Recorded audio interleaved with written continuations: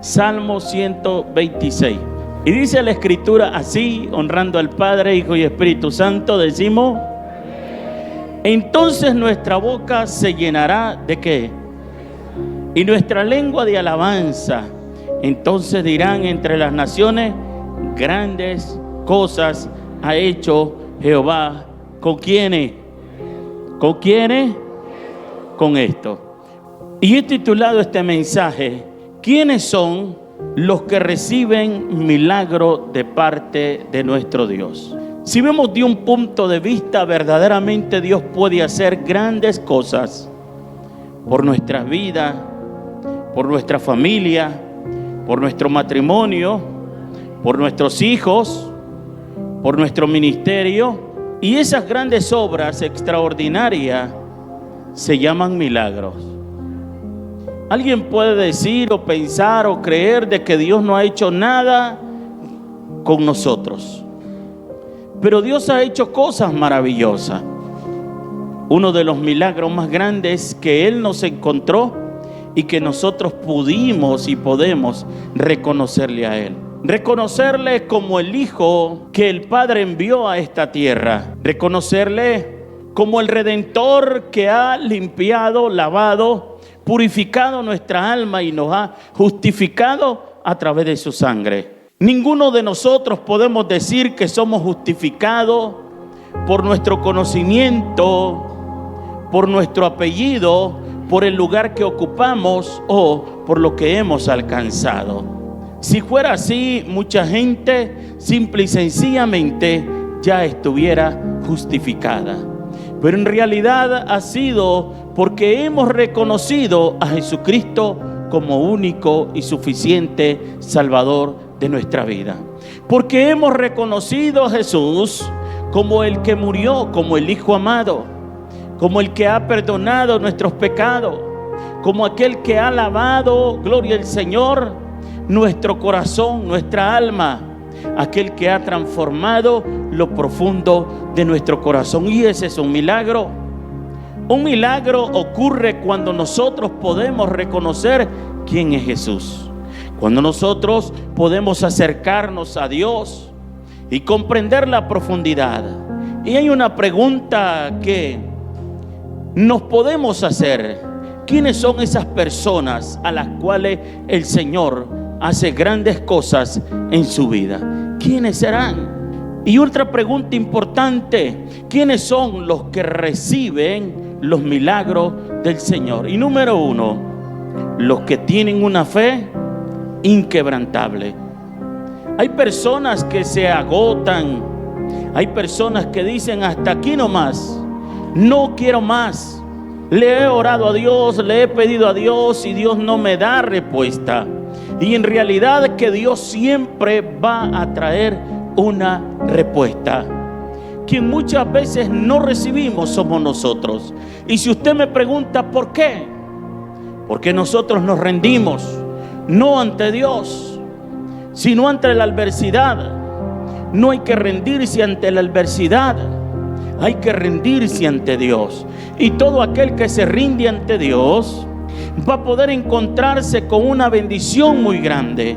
¿Y cuál es esa bendición? Es que va a poder hallar paz. Hay cosas que no se pueden comprar, y una de las cosas que no se pueden comprar es la paz. Y la paz no se compra porque no está a la venta. Jesucristo pagó en la cruz del Calvario a través de un sacrificio donde puso su propio cuerpo, donde dio su propia sangre, donde fue humillado. Y lo más difícil es eso. A ninguno de nosotros de seguro que nos gusta de que nos humillen, que nos menosprecien, que nos insulten. Pero Jesucristo menospreció todo dolor, menospreció la injuria, menospreció la calumnia, menospreció el dolor y se dio por nosotros. Él nos amó. O sea, en otras palabras, el lugar que nosotros ocupábamos, Él lo ocupó por nosotros. Él se hizo miseria para que usted esté en bendición. Él se hizo dolor para que usted viva en paz y felicidad. Él, amados hermanos, pasó tanta tragedia para que usted no tenga esa tragedia. En otras palabras, lo que Cristo ha hecho por nosotros es tan maravilloso. Pero ¿qué hizo Jesucristo? Se rindió ante el Padre, no ante la adversidad. Porque cuando lo llevaban a la cruz, en ningún momento Él habló, en ningún momento se quejó. Simple y sencillamente Él estaba cumpliendo una misión y una comisión del Padre. Dice la Escritura que nos vio como ovejas que no tenían pastor y tuvo misericordia de nosotros. Su misericordia nos ha alcanzado y ha producido vida en nosotros. Por eso podemos tener paz, por eso podemos tener gozo, por eso podemos perdonar. Por eso podemos amar, porque lo que ocurrió en la cruz del Calvario fue un derroche de amor de parte de aquel que se levantó entre los muertos. Lo que ocurrió allá donde abandonó la tumba y la tumba quedó vacía fue un derroche de sanidad, de milagro, de santidad, de pureza. Nos enseñó que en medio de un mundo que agoniza en delitos y pecados, en un medio de un mundo que se tambalea como un ebrio, podemos sobrevivir, porque hay por qué luchar, hay por qué levantarse cada día, hay por qué, amados hermanos, creer. Cuando nuestra vida se encontraba sola, cuando nuestra vida se encontraba deprimida, cuando nuestra vida se encontraba vacía, el único que le dio sentido se llama Jesús. Y el único que te puede dar sentido se llama Jesús. ¿Cuántas cosas el hombre prueba y cuánto hemos probado? Sin embargo, nos damos cuenta que nada de lo que hemos probado nos ha dado satisfacción. Jesucristo nos ha dado esa satisfacción que el mundo no da. Por eso Jesucristo, cuando fue tentado por el enemigo Satanás, que el Señor lo reprenda, y le dijo: si postrado me adorares, te daré todos los reinos de la tierra. Jesucristo no lo aceptó, porque Jesucristo sabía que todas las añadiduras y todos los reinos de la tierra no le pertenecían a Satanás, que el Señor lo reprenda. Le pertenecían al que hizo los cielos y la tierra, al Rey de Reyes, al Señor de Señores, al que se dio por nosotros en la cruz del Calvario. La Escritura menciona y dice que para eso apareció el Hijo del Hombre, para deshacer toda obra de las tinieblas, y toda obra de las tinieblas ha sido deshecha a través de la sangre de Cristo, porque la sangre de Cristo tiene poder para deshacer toda obra del enemigo, para deshacer toda fuerza de maldad. Por eso hoy podemos estar seguros que si nosotros estamos tristes, atribulados, solos, deprimidos, Jesucristo es la respuesta. Acercarnos a Jesucristo es lo mejor.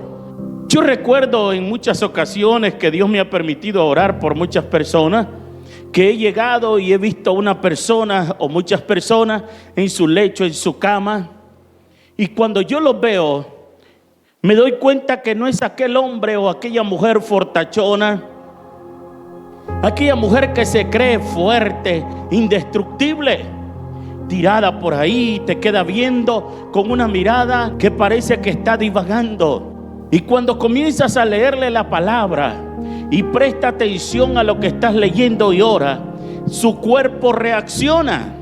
Porque debemos de saber que nosotros como seres humanos tenemos cuerpo, alma y espíritu.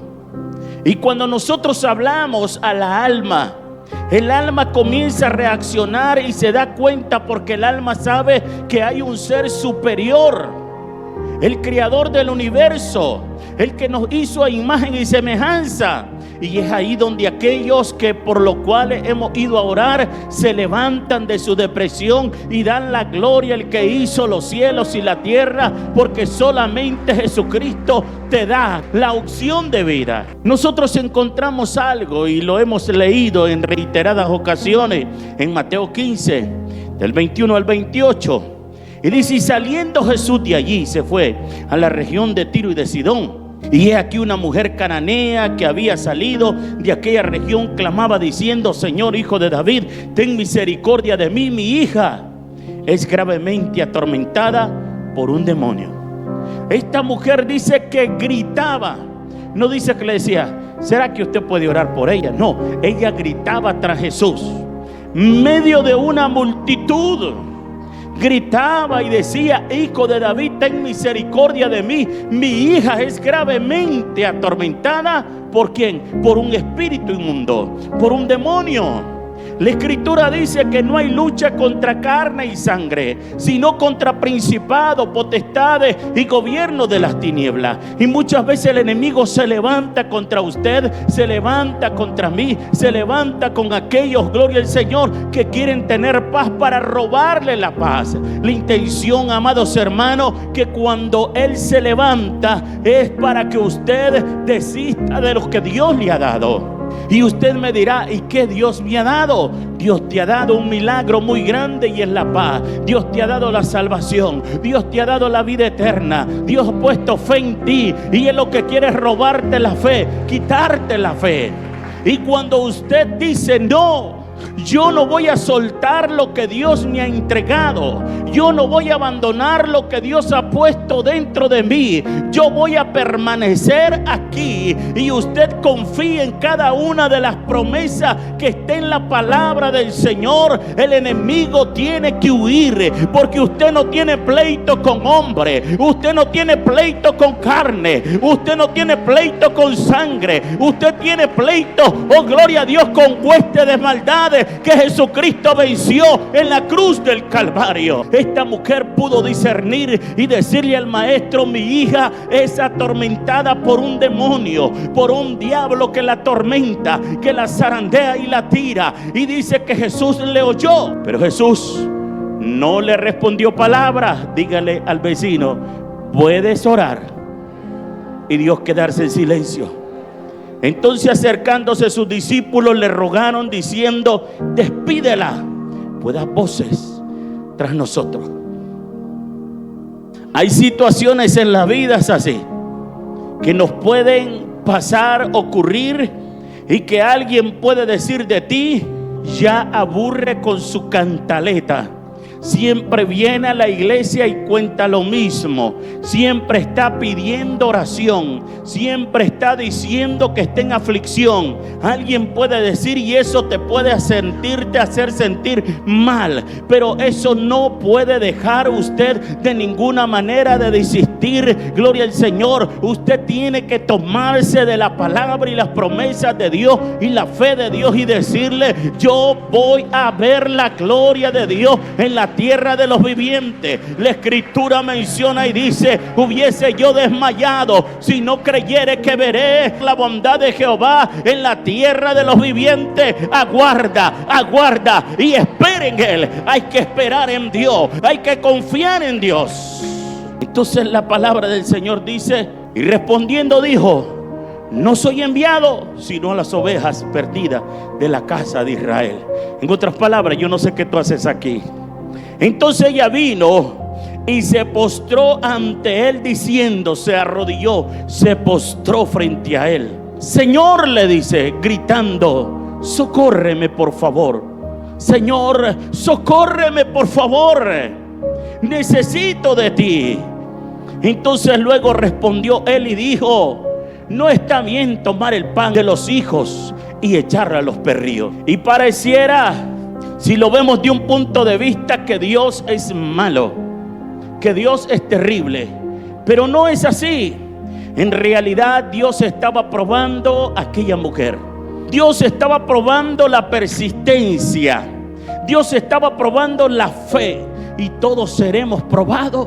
Todos seremos probados en algún momento. ¿Y qué tal aquellas personas que han terminado dejando su familia, su casa, cuando la prueba ha venido, cuando la dificultad ha venido? Y que hay de aquellos que han dicho: pero yo y mi casa serviremos al que vive y reina por los siglos de los siglos. Cuando yo me casé con mi amada esposa, le dije: mire, amor, cuando usted decida abandonarme, usted me dice, para que no tengamos problemas. Pero esto que yo estoy firmando no quiere decir que es lo que nos va a sostener. Lo que nos va a sostener es el amor a Dios y el respeto entre nosotros. Y ella me quedó viendo: ¿y por qué decís eso? Solamente. Y hasta hoy Dios nos ha guardado y ha sostenido nuestro matrimonio en adversidades, en problemas, en dificultades.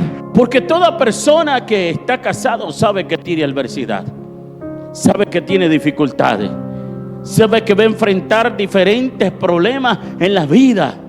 Pero eso no quiere decir que es el fin de tu matrimonio, que es el fin de tu familia, que es el fin de tu casa. No, claro que no. El único que tiene la última palabra se llama Jehová Dios de los ejércitos. No era el fin de la hija de aquella mujer cananea. Por eso ella corría ante Jesús y decía: Hijo de David, ten misericordia de mi hija. Así que ella se postró. Ella le dice: sí, Señor, pero aún los perrillos comen de la migaja que caen de la mesa de su amo. Le estaba diciendo: no me des todo, yo solamente necesito una migaja, yo solamente necesito una misericordia, yo solamente necesito una mirada, yo solamente necesito una palabra tuya, yo solamente necesito que tú me des un rema y mi situación va a cambiar, y mi problema va a cambiar, y mi hija va a cambiar y será transformada por el poder y la gracia de Dios.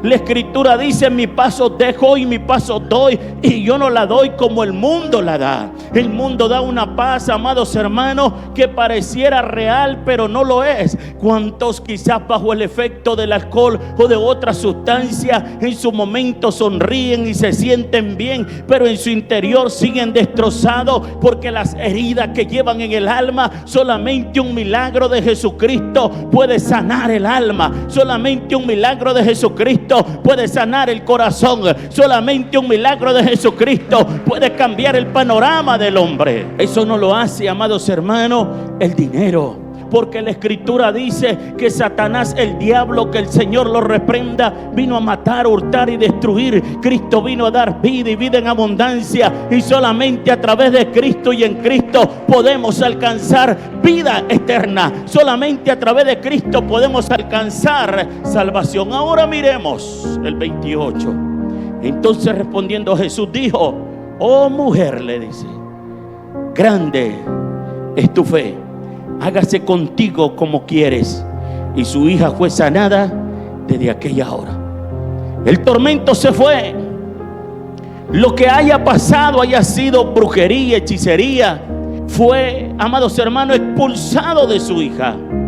Es más, no fue la hija la que fue a pedir, fue la madre. Y debemos de saber que la escritura menciona y dice que si dos nos ponemos de acuerdo sobre lo que pidamos en la tierra, lo podemos pedir y lo vamos a recibir.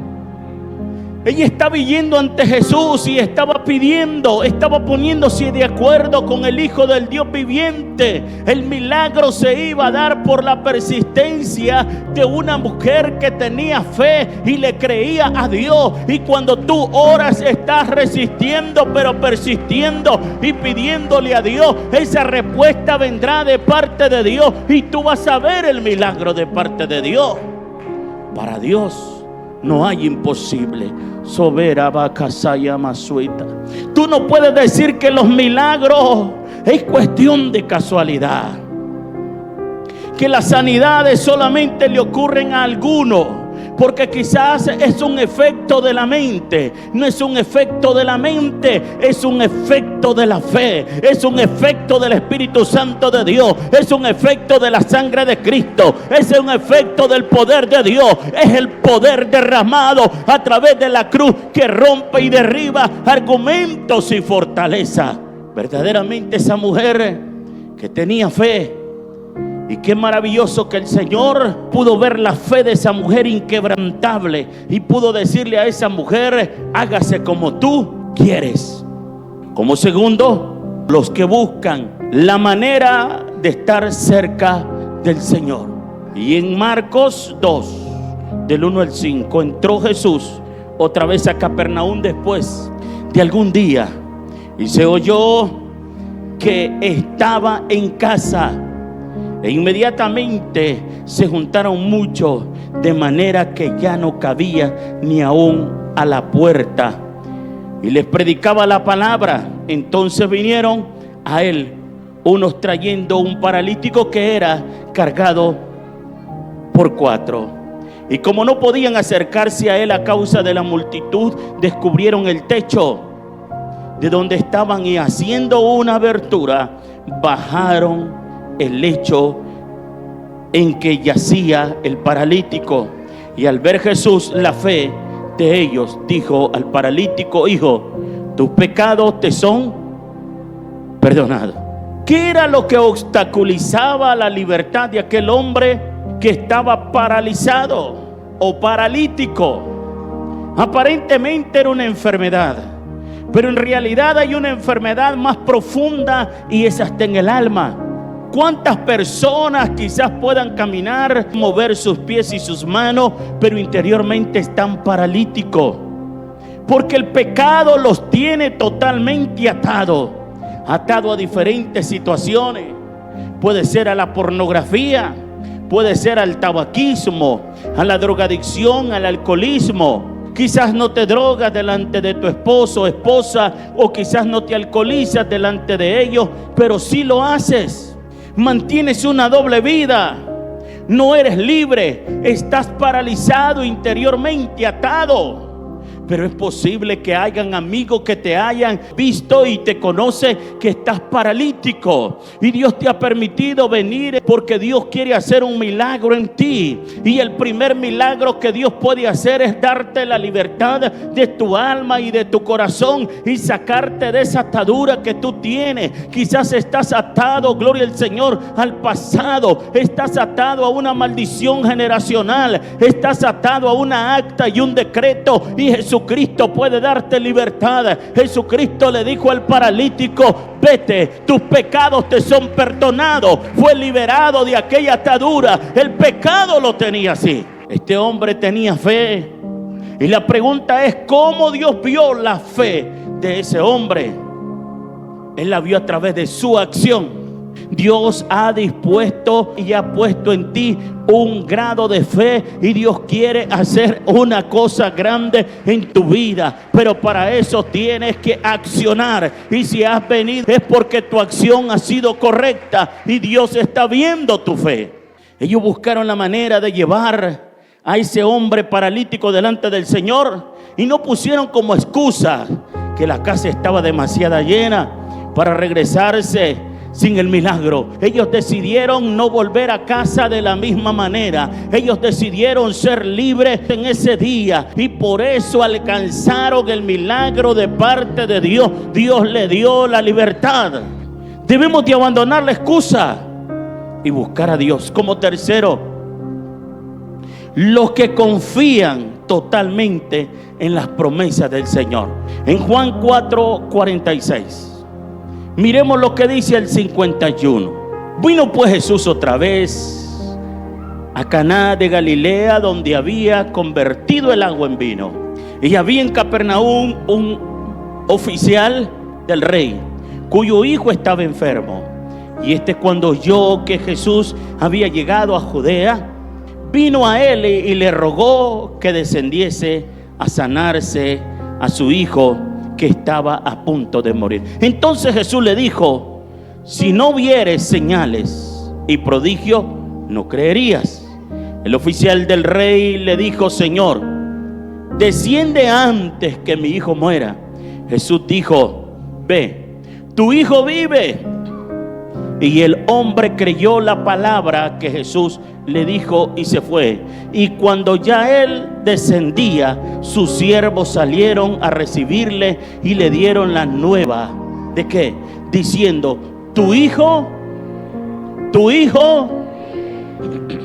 Hay cosas que ocurren en lo sobrenatural, que pasan en lo sobrenatural. Cuando una iglesia ora, cuando alguien se levanta dentro de la familia. Pero ¿qué hay de aquellos que han dejado de orar y persistir por su hijo que está apartado de los caminos de Dios, y te has olvidado, y al final ya lo miras normal lo que él hace? Lo miras fumando y lo miras normal, lo miras haciendo cosas indebidas y lo ves normal. No, si tú dices que tu casa y tú tú van a servir a Jehová, tú vas a decir: yo voy a ver a mis hijos, pero la próxima vez que lo voy a ver no va a ser con una cajetilla de cigarro, lo voy a ver con la Biblia, adorando a Dios, bendiciendo a Dios, exaltando a Dios. ¿Cuántos alaban la grandeza del Señor?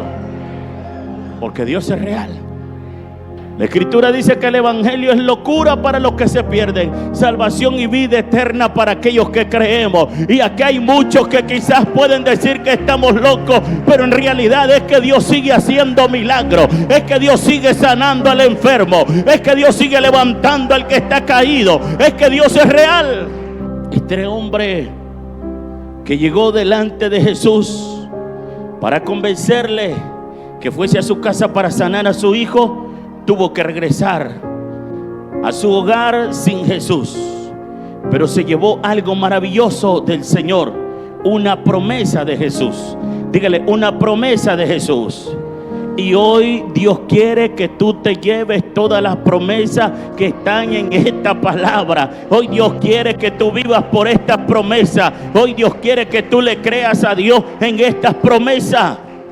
Una palabra de poder del Señor. Este hombre tuvo que recorrer todo el camino de regreso a su casa, aferrado a una palabra del Señor, y cuando llegó a su casa se dio cuenta que la palabra que nuestro Señor Jesucristo le dio se había cumplido, que el milagro estaba realizado, que su hijo había sido sanado. Hoy te vas de este lugar, pero te vas aferrado a una palabra, te vas aferrado a una promesa, te vas aferrado a algo que Dios está haciendo en tu casa, en tu familia, en tu vida. Tú lo vas a ver y te vas a deleitar en Jehová, porque llevas paz, porque tienes fe, porque tienes gozo, porque tienes seguridad. Para tener seguridad, fe, paz y gozo, necesitamos ser paciente y esperar. El que no tiene paciencia es porque no tiene fe.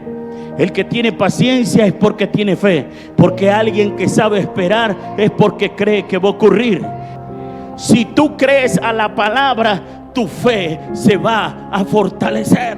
Este libro no es cualquier libro, es un libro espiritual. Y todos aquellos que la han leído y la leen se dan cuenta que su mente es transformada, que su vida es cambiada, que su familia es cambiada, que hay esperanza en medio de un mundo, porque es real.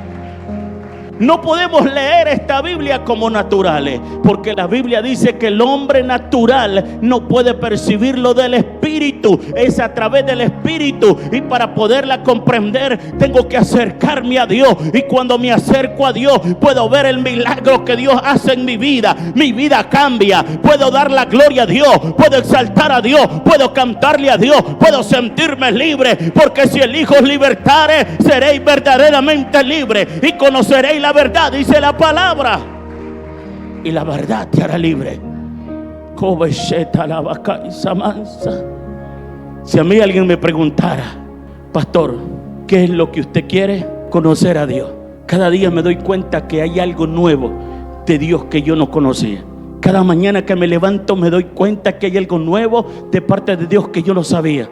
Tú debes y yo debo de saber que las bendiciones son nuevas cada mañana, que su misericordia es nueva cada mañana. Y cada vez que me levanto en la mañana puedo sentir el gozo del Señor, puedo sentir el regocijo de Dios, puedo sentir la paz de Dios, puedo sentir que algo invade lo profundo de mi alma y de mi corazón. Porque si hay algo en el cual mi corazón está aferrado, es que quiero más de Él. Que cada segundo me doy cuenta que no puedo vivir sin Él. Que el milagro más grande inició, ¿sabe cuándo? El día que lo reconocí como el único y suficiente Salvador de mi vida. Y desde entonces mi alma tiene sed, y sed del Dios vivo. Y puedo decir como siervo que brama por las corrientes de las aguas, así clama por ti, oh Dios, el alma mía. Mi alma tiene sed, sed del Dios vivo. Esa sed que solamente lo sacia su presencia, que solamente hallamos paz, gozo, alegría en su presencia. Y cuando alguien entrega su vida a Cristo e inicia la carrera, hermano, se da cuenta que Jesucristo es lo mejor que le pudo pasar.